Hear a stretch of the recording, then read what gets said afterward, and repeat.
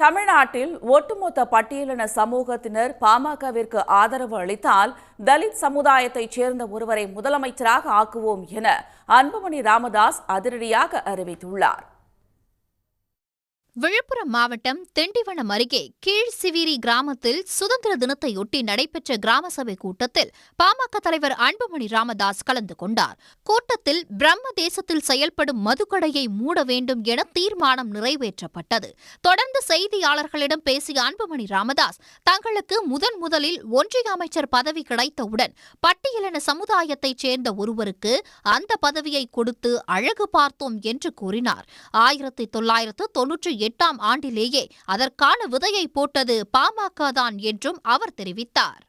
ஒட்டுமொத்த பட்டியலின சமுதாயம், ஒடுக்கப்பட்ட சமுதாயம் எங்களுக்கு ஆதரவு கொடுத்தா நிச்சயமா நாங்கள் ஒரு தலித் சமுதாயத்தை சார்ந்தவர் முதலமைச்சரை நாங்கள் ஆக்குவோம். இது வெறும் பேச்சு கிடையாது.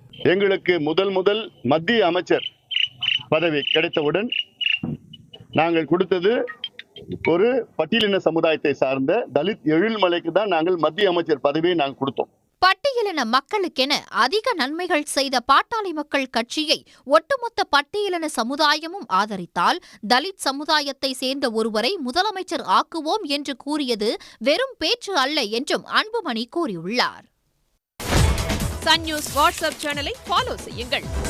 QR கோடை ஸ்கேன் செய்து சன் நியூஸோடு இணைந்திருங்கள்.